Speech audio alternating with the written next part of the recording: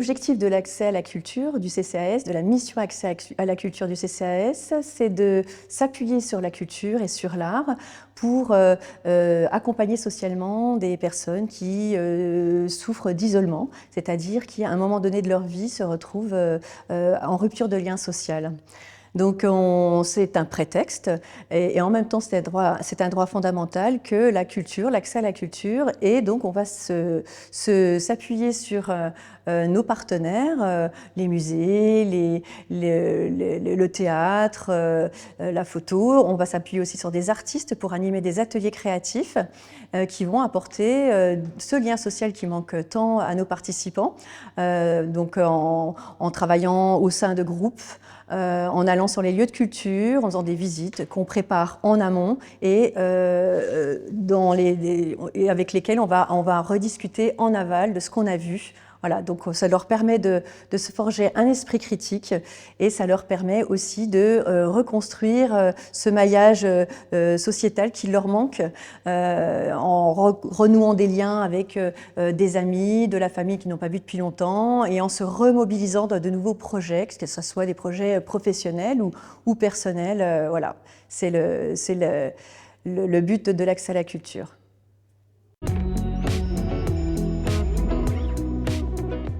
Mes missions au sein du service développement culturel des musées du centre, qui rassemble le musée des beaux-arts et d'archéologie et le musée du temps, sont de me tourner vers les publics qui fréquentent le moins, voire pas du tout, les musées, et de trouver pour ces publics un chemin qui leur permette de profiter de nos collections et de trouver plaisir à fréquenter ces lieux qui peuvent parfois, pour encore un grand nombre de personnes, paraître assez intimidants et un lieu pas toujours accueillant malheureusement.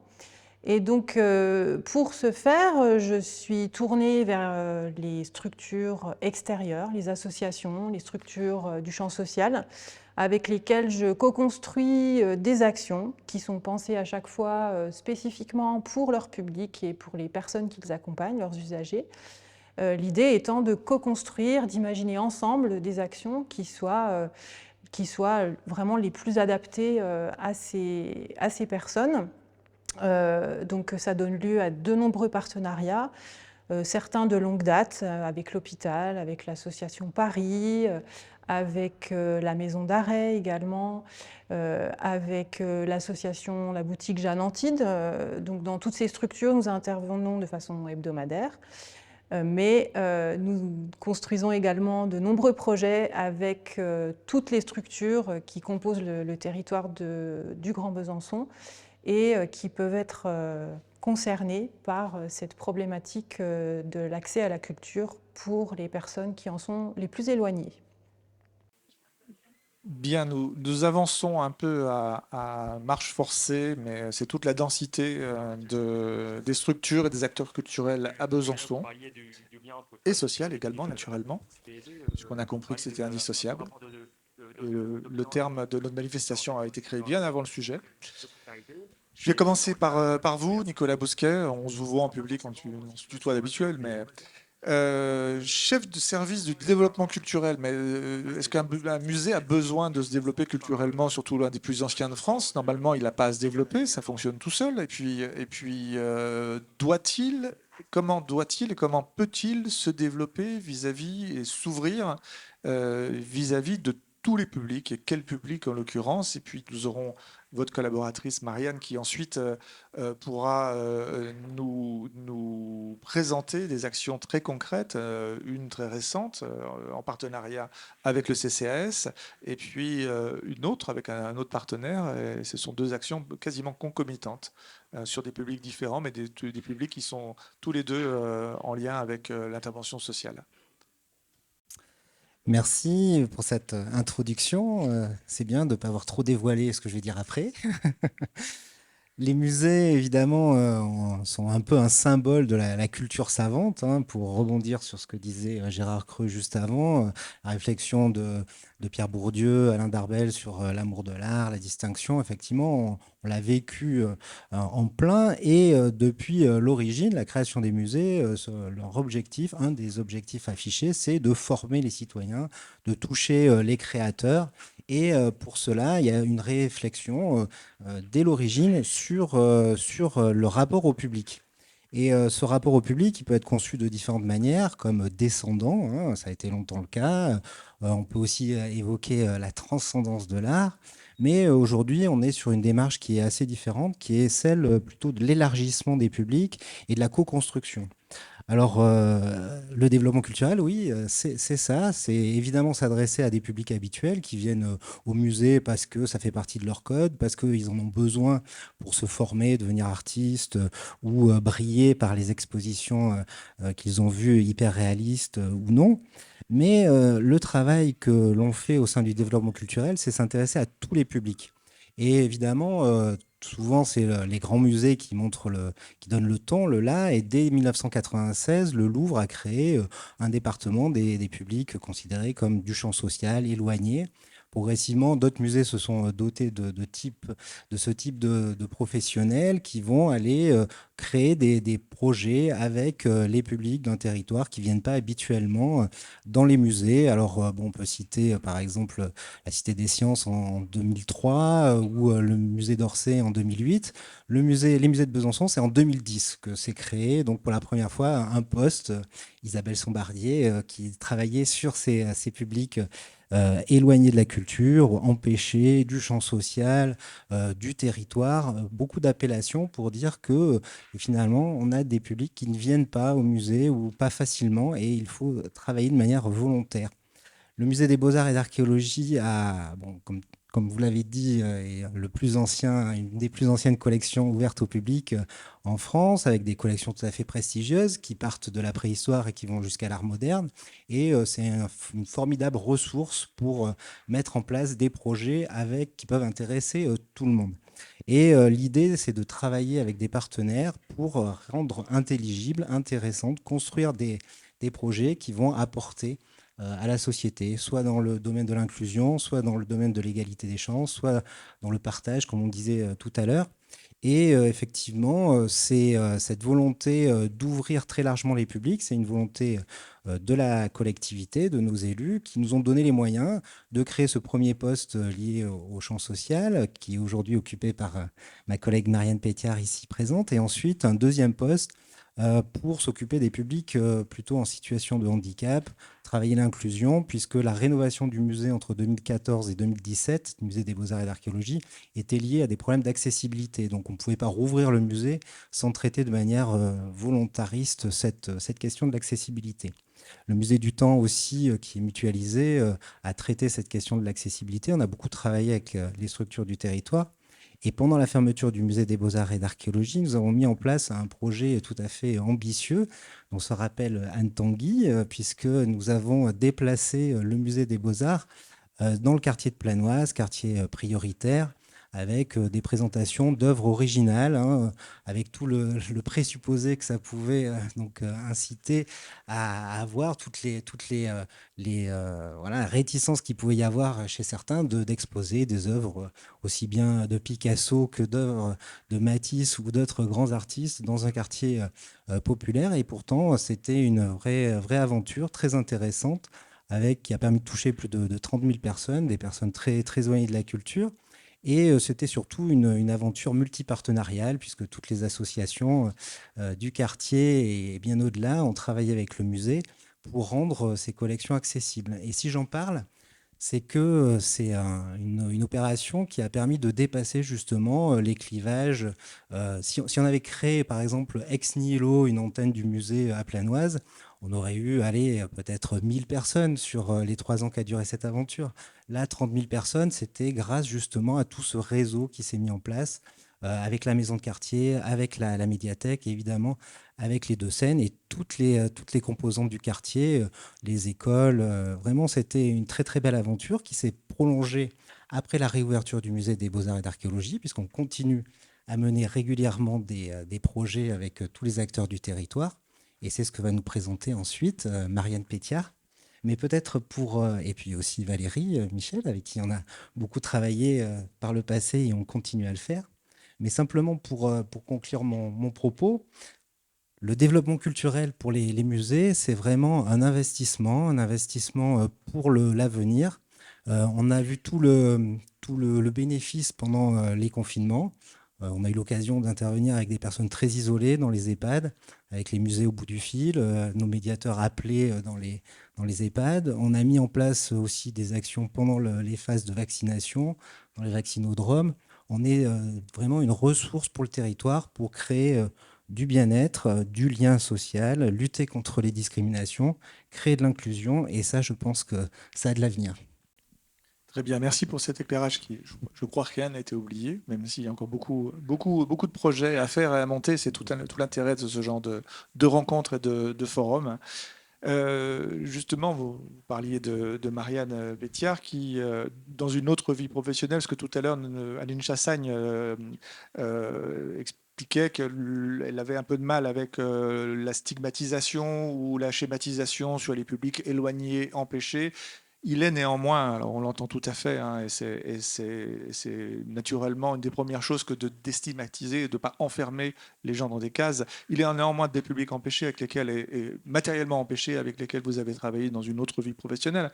On en reviendra peut-être tout à l'heure, notamment avec un autre intervenant sur une thématique suivante. C'est les publics qui se trouvent sous main de justice, la population carcérale.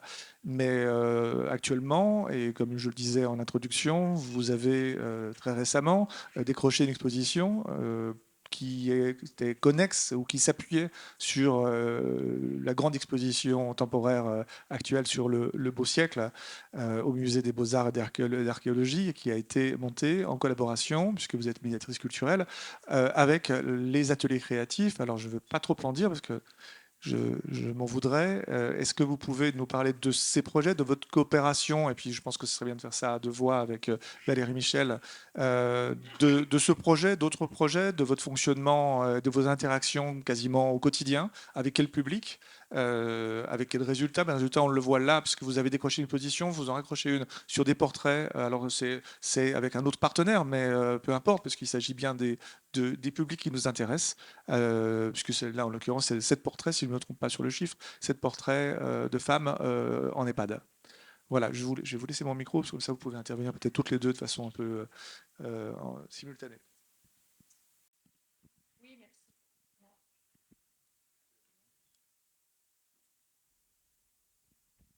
Oui, vous m'entendez. Bonjour à toutes et à tous. Donc, merci pour cette introduction, cette présentation. Très rapidement, pour vous faire part un petit peu de l'aspect concret de la mission, des missions que j'exerce au sein des musées. Donc, il s'agit pour moi d'être tournée vers l'extérieur principalement, tout en rendant possible le chemin vers le musée à différents...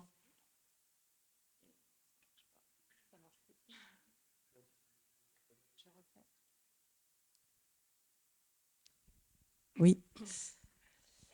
Oui, donc c'est un travail de... Désolée.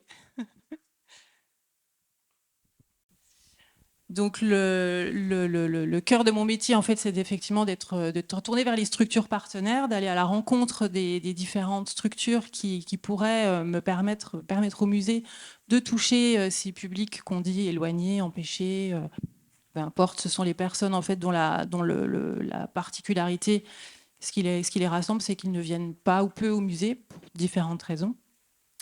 Et donc ce chemin vers les structures, il est effectivement, je crois que quelqu'un l'a dit avant, mais volontaire, c'est-à-dire qu'il s'agit pour les musées vraiment de faire ce pas vers les structures qui ne connaissent pas forcément cette démarche des musées, des structures culturelles, qui ne savent pas forcément que les musées sont ouvertes à elles et peuvent leur proposer des projets qui sont quasiment des projets créés sur mesure pour ces publics et pour ces structures.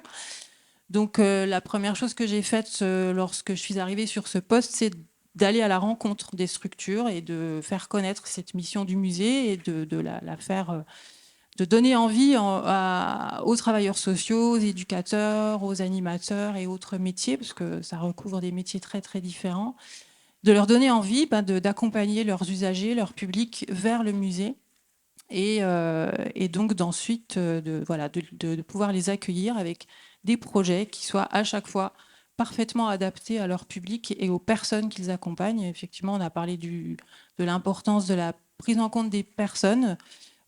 Accueillir un groupe de demandeurs d'asile pour un projet, c'est pas forcément toujours la même chose parce que un groupe de demandeurs d'asile, en tout dépend d'où viennent les personnes, de quelle partie du monde elles viennent. Et donc à chaque fois, il s'agit d'imaginer, de co-construire avec les partenaires et d'imaginer des actions qui soient pensées pour ces personnes-là spécifiquement à chaque fois. Voilà, donc pour revenir un petit peu, vous évoquiez mon expérience avec les personnes placées sous main de justice. Donc c'est le poste que j'ai occupé juste avant celui que j'occupe au musée, donc il y a quelques années, qui m'a donné c'est une expérience très très très particulière avec un public très spécifique où je devais donc créer de l'action culturelle au sein des maisons d'arrêt du Doubs et du Jura. C'est un poste qui est aujourd'hui occupé par Dan Nicole, qui est peut-être par ici, mais qui a pris le relais suite à mon départ. Et c'est un poste qui permet l'ouverture à la culture pour les personnes placées sous main de justice, que ce soit en milieu fermé ou en milieu ouvert. Je ne vais pas m'étendre trop dans le détail, mais c'est vrai que c'est une expérience qui peut-être démontre toute la complexité qu'il peut y avoir à entrer dans un lieu comme celui du milieu carcéral, avec énormément de contraintes et en même temps un public qui a beaucoup d'attentes aussi. Donc c'était une expérience très riche et je continue d'ailleurs à mener au sein des musées des projets avec les maisons d'arrêt quand c'est possible. Et puis, peut-être Valérie, on peut évoquer rapidement le projet qui nous a réunis récemment, cette fin d'année et puis en début d'année. Qu'on ne s'y trompe pas, c'est ça? Oui, on ne s'y trompe pas, oui, exactement. Un travail sur le trompe-l'œil. Donc, on est parti de l'exposition, la belle exposition Le Beau Siècle, encore visible jusqu'au 19 mars. Voilà, au musée des Beaux-Arts et d'Archéologie de Besançon. Donc, nous sommes partis de cette belle exposition. Chacun des participants, on était une dizaine, a choisi un tableau dans l'exposition. Et puis, de ce tableau, sur ces tableaux, on a créé des trompe-l'œil. Vous pouvez les voir donc actuellement au Grand Cursal. Cet atelier a réuni, alors déjà on était encadré par deux artistes plasticiennes qui étaient vraiment très sympas, avec en plus je dis toujours, avec des qualités, des compétences très différentes. Et on était vraiment, toujours comme d'habitude d'ailleurs, très très bien accueillis, avec presque du cas par cas, parce que chaque participant n'avait pas forcément la même pratique artistique de départ. Donc, vous voyez le résultat, je veux dire, même les personnes les moins habiles ont produit quelque chose de magnifique. Et je trouve que le partenariat que le CCAS a depuis de nombreuses années avec le Musée des Beaux-Arts et d'Archéologie et aussi le Musée du Temps est vraiment illustre parfaitement bien ce compagnonnage et en même temps ce qu'on propose, nous, de développer sur la mission Accès à la culture. C'est les deux versants sont d'ailleurs les deux versants de déjà venir sur les lieux de culture, emmener ces publics qui n'auraient pas forcément franchi la porte parce qu'ils ne se sentent pas forcément légitimes, même si certains d'entre eux ont déjà une pratique culturelle, et pour une raison et pour une autre. Souvent, c'est le passage à la retraite, un accident de la vie, un problème de santé, se retrouver au chômage avec des baisses importantes de ressources. Il faut qu'on va plus sortir, on va se concentrer sur l'essentiel, qui n'est pas forcément l'essentiel, mais c'est-à-dire payer ses factures comme on peut, manger, voilà, son loyer, et du coup, tout ce qui est se faire plaisir, avoir une vie comme voilà, des gens qui travaillent peuvent avoir. Voilà, c'est mis complètement de côté. Et ces partenariats donc développés avec les musées font que mais ça peut être aussi avec le CDN, avec les Deux Seines, le FRAC. Il y a plein de partenaires, l'Orchestre Victor Hugo Franche-Comté. Voilà, c'est vraiment une illustration avec vous de beaucoup d'autres projets qu'on a montés, qu'on a menés avec d'autres structures. Mais c'est se déplacer sur le lieu culturel, avoir peut-être aussi en amont une rencontre avec un artiste, donc avec les médiateurs bien sûr. Je pense aussi, je vois Adeline, ça peut être bien sûr avec un médiateur culturel des Deux-Sèvres ou avec Marie-Charlotte des Deux-Sèvres, du CDN pardon, et Marie-Charlotte sur les Deux-Sèvres. C'est rencontrer donc des artistes, des comédiens. C'est vraiment parler du spectacle qu'on va voir, de l'exposition qu'on va visiter, qu'on va voir. Et puis, et ensuite, il y a l'école du spectateur. On est allé sur ce lieu-là. Qu'est-ce qu'on a ressenti? Qu'est-ce qu'on a vu? Qu'est-ce qu'on a apprécié? On en rediscute après. C'est très important. Ce qu'on a vu, ça fait sens ou pas. On peut encore se sentir en difficulté parce qu'on a l'impression qu'on n'avait pas les codes qu'il fallait. Et par exemple, aller sur un concert de musique classique et voilà qu'on n'a pas spécialement de code. Alors c'est super. On voit les violons qui s'organisent, les corps, les percussions. Et puis, ça commence à jouer. Bon, c'est super. Le morceau s'arrête et on se met à applaudir. Et là, on est tout seul à applaudir. Puis on se dit, mais pourquoi les autres applaudissent pas?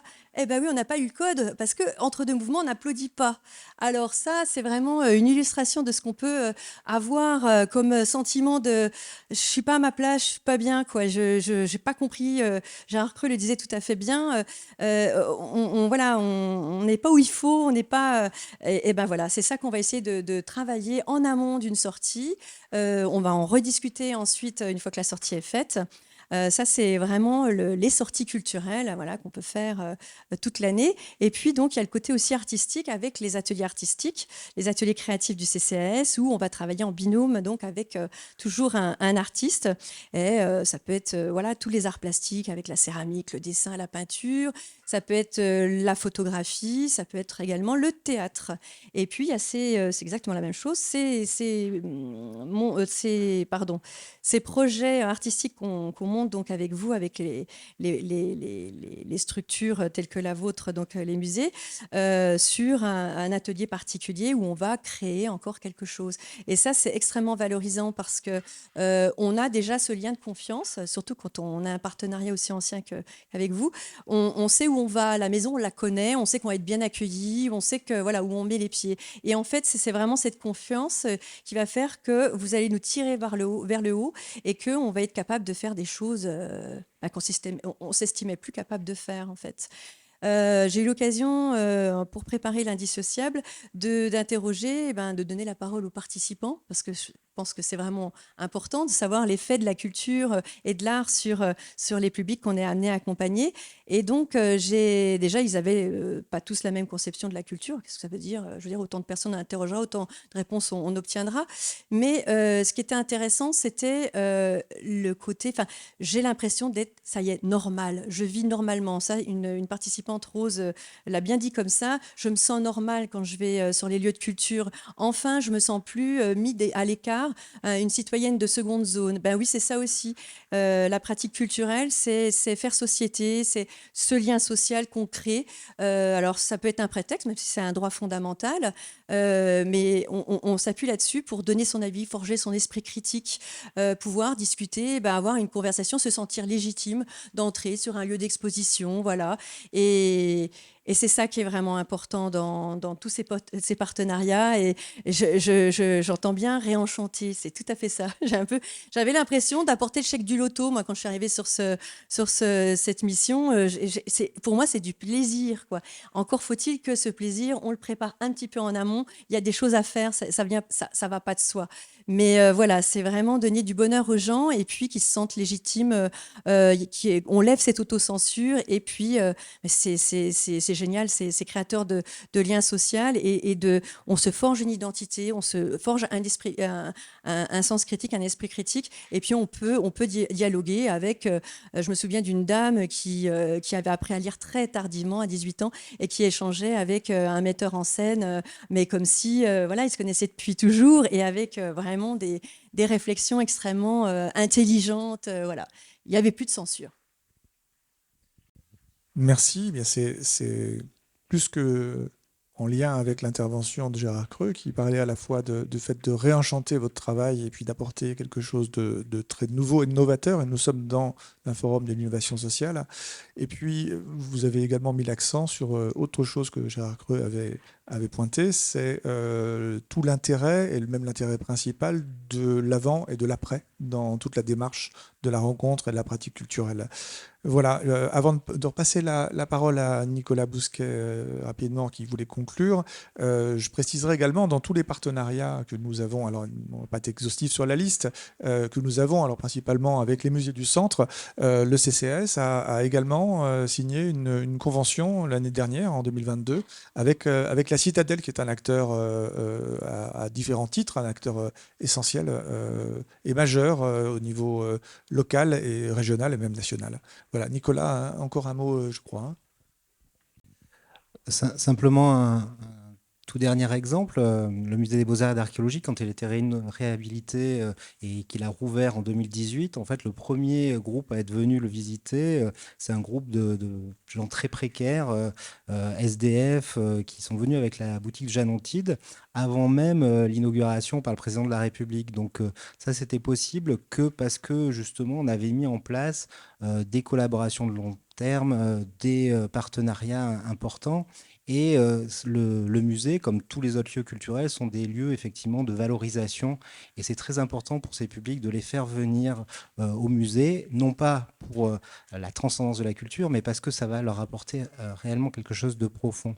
Et c'est aussi important d'aller à leur rencontre. C'est pour ça que la ville aussi de Besançon s'est dotée d'un fonds d'art contemporain qui nous permet de faire des expositions hors les murs. Il y en aura en prison prochainement, il y en a eu au CHU, il y en a eu dans les maisons de quartier, à la PJJ, enfin vraiment un peu partout, puisque c'est toujours cette rencontre qu'il faut susciter, la collaboration, la co-construction, et évidemment faire en sorte que l'art, la culture en général apporte aux populations du territoire sur lequel se trouvent toutes nos structures. Donc merci de votre collaboration sur ces projets à venir. Merci de votre témoignage. Et puis, je le répète à nouveau, nous proposons au service de la ville et du CCAS non seulement une présence sur les stands au Grand Cursal, mais des actions et une disponibilité toute l'année dans nos structures et dans nos accueils, dont acte. Et puis, vous parliez de territoire, Nicolas, à l'instant, et si on connaît Besançon, alors c'est le cas de beaucoup de villes, mais à Besançon, il y a une politique particulièrement marquée en termes de territoire, c'est les quartiers, avec une sociologie très forte. Pour preuve, c'est depuis 2020 l'arrivée en plus des CCH, en plus de différentes démarches de démocratie participative et d'instances consultatives, c'est l'arrivée de certains adjoints de quartier. Il y en a ici un qui interviendra dans quelques minutes. Et c'est pour ça que je voudrais maintenant qu'on aborde la question de l'intervention à la fois en lien avec le quartier, mais aussi en lien avec autre chose qui est indissociable du quartier, mais qui est plus une dimension humaine, c'est la dimension de proximité. Puisqu'on parlait de l'accès ou de l'accessibilité et la pratique, les lieux de culture, l'intervention sociale, elle passe naturellement par la proximité. Voilà, je vous remercie beaucoup. Et puis maintenant, je vais inviter Florine Guérin, Elisabeth Gerle, et puis un des membres du groupe d'entraide mutuelle Les Amis de Marula, un ou deux, s'ils souhaitent venir à deux.